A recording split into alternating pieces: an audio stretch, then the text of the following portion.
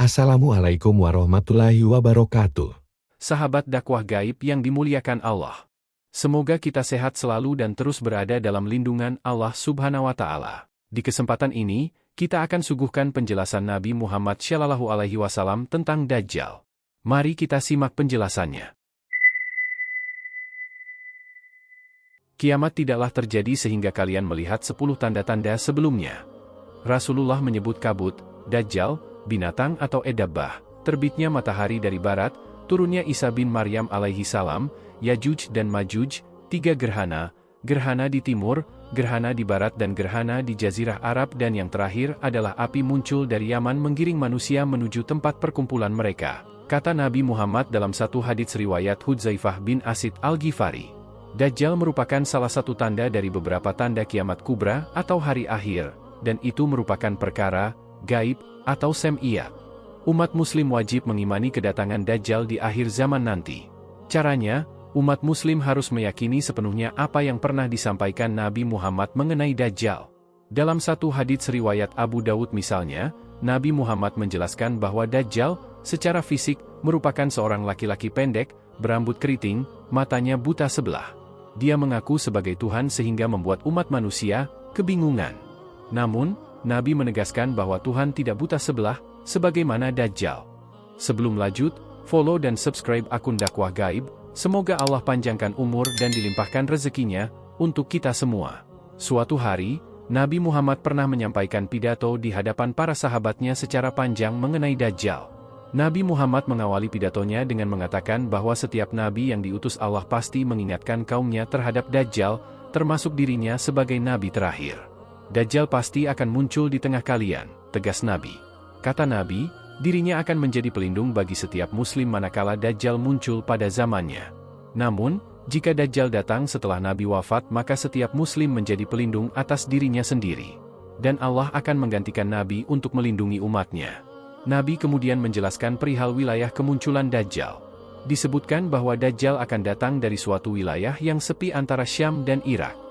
Lalu dia membuat keonaran di mana-mana, di seluruh penjuru dunia. Dajjal akan mulai muncul dan berkata, "Aku adalah nabi," padahal tidak ada lagi nabi sesudahku. Lalu ia mengulanginya, sampai akhir berkata, "Aku adalah Tuhanmu." Padahal kalian tidak melihat Tuhan kalian sebelum mati, jelas Nabi Muhammad.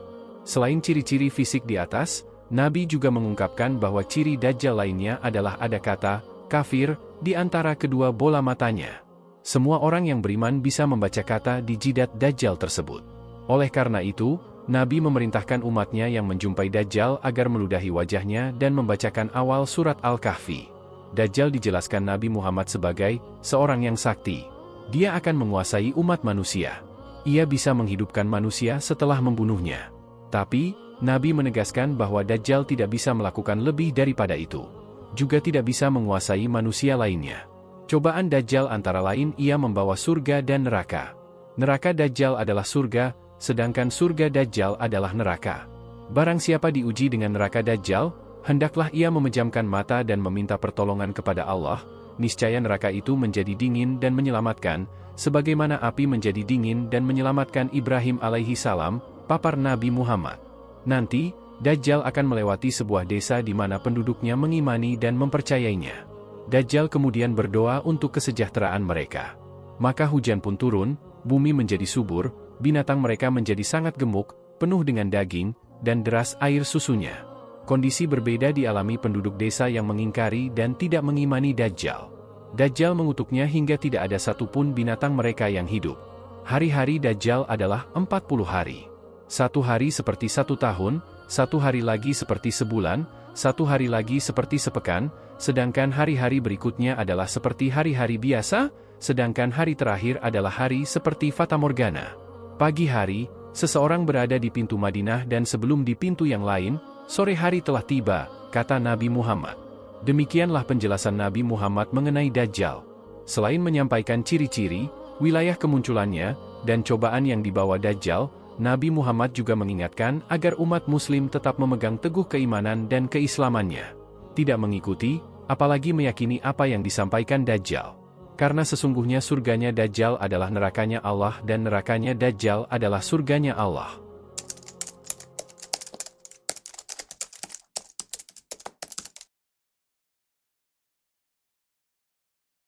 Allahumma salli ala Sayyidina Muhammad wa ashghili zalimin bil zalimin